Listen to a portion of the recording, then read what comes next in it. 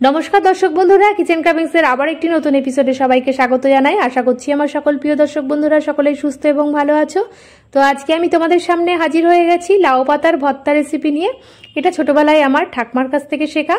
ঠাকমার হাতে বহুবার আমি এটা খেয়েছি। এটা গরম ভাতে অসাধারণ লাগে, আর সেটাই আজকে আমি তোমাদের সঙ্গে শেয়ার করছি। আশা করছি রেসিপিটি সকলের ভালো লাগবে। ভালো লাগলে লাইক কমেন্ট শেয়ার করার অনুরোধ থাকলো, আর পাশে থাকা বেল আইকনটি প্রেস করে সঙ্গে থাকবে নেক্সট ভিডিওটি দেখার জন্য। আমি এর জন্য লাউ শাকগুলোকে ভালো করে ধুয়ে পরিষ্কার করে নিয়েছি, আর নিয়ে নিয়েছি 14-15টা রসুনের কোয়া, কালো জিরে, কাঁচা লঙ্কা, শুকনো লঙ্কা, আর নিয়ে নিয়েছি একটু সর্ষের তেল। এবার পাতাগুলোকে আমি একদম জিরি করে ছুরির সাহায্যে কুচিয়ে নেব। পাতাগুলোকে আমি এক জায়গায় গোছা করে নিচ্ছি যাতে কাটতে সুবিধা হয়। এবার আমি একদম জিরি করে কুচিয়ে নিচ্ছি। যত বেশি কোচানো হবে তত শাকটা বেশি মজবে আর খেতেও ভালো হবে। আর ডানটির দিকেরটা আমি বাদ দিয়ে দেবো, এটা সেদ্ধ হয় না ডানটিটা সহজেই। সবগুলোকে একইভাবে আমি কুচিয়ে নিচ্ছি, তারপরে আমি একটা থালার মধ্যে তুলে নিচ্ছি। এবার আমি ওভেনে একটা কড়াই বসিয়ে কড়াইটাকে গরম করে নিয়েছি, আর দিয়ে দিচ্ছি একটু সর্ষের তেল, আর ফোড়নে দিয়ে দেবো কালো জিরে, আর যে রসুনটা ছাড়িয়ে দিয়ে রেখেছিলাম 14-15 কোয়া রসুন, আর চিরা কাঁচা লঙ্কা 8-9টা চিরা কাঁচা লঙ্কা দিয়ে দিচ্ছি। ঝালটা তোমাদের পছন্দ অনুযায়ী তোমরা দেবে, যে যেমন ঝাল খাও সেভাবে দেবে। এবার এটাকে একটা ফ্লেভার আসা পর্যন্ত আমি এটাকে একটু ফ্রাই করে নিয়েছি। তারপরে আমি লাউ শাকগুলোকে এর মধ্যে দিয়ে 2 থেকে 3 মিনিট আমি এটাকে নেড়ে নেবো, যতক্ষণ না এটা মজে। দেখো আস্তে আস্তে এটা মজে যাচ্ছে। এবার আমি দিয়ে দেবো ওপর থেকে স্বাদ মতন একটু লবণটা দিয়াতে আরও বেশি ভালো করে মজে যাবে। আর যেটুকু জল থাকবে সেটাও জলটা ছেড়ে গেলে তারপরে আমি এটাকে ঠান্ডা করে ব্লেন্ড করে নেব। আস্তে আস্তে দেখো শাকটা পুরো মজে গেছে, আর যেটুকুনি জল ছিল আস্তে আস্তে এটা শুকিয়ে গেছে।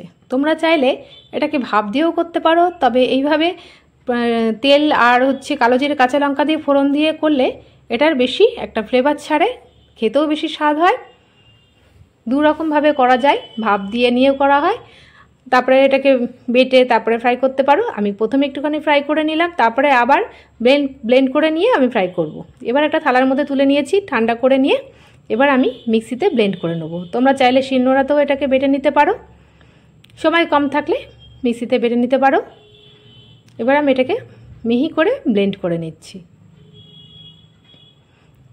এটা ব্লেন্ড হয়ে গেছে।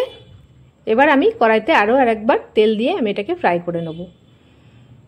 কড়াইতে আমি আবারও সর্ষের তেল দিয়ে দিচ্ছি অল্প করে, আর দিয়ে দেবো একটা ফোড়নের শুকনো লঙ্কা আর কালো জিরে আর শুকনো লঙ্কার ফ্লেভারটা অসাধারণ লাগে। এটা দিয়ে একদম 1 প্লেট ভাত নিমিষে শেষ হয়ে যাবে, আর কিচ্ছু লাগবে না। এটাকে আমি 2 থেকে 3 মিনিট আমি ফ্রাই করে নিয়েছি একটা ফ্লেভার আসা পর্যন্ত। তারপরে ব্লেন্ড করে রাখা লাউ শাকগুলোকে দিয়ে এবার আমি একটু ফ্রাই করে নেব। অসাধারণ একটা ফ্লেভার ছাড়ছে। এবার এটাকে খুব জেমে আছে, ফ্লেমটাকে আমি লো করে আমি এটাকে ভালো করে ফ্রাই করে নিচ্ছি। ফ্লেমটা হাই থাকলে পুড়ে যেতে পারে, ওর জন্য আমি লো টু মিডিয়াম ফ্লেমে এটাকে ফ্রাই করে নিচ্ছি। দারুণ একটা ফ্লেভার ছেড়েছে, এটা ফ্রাইও হয়ে গেছে।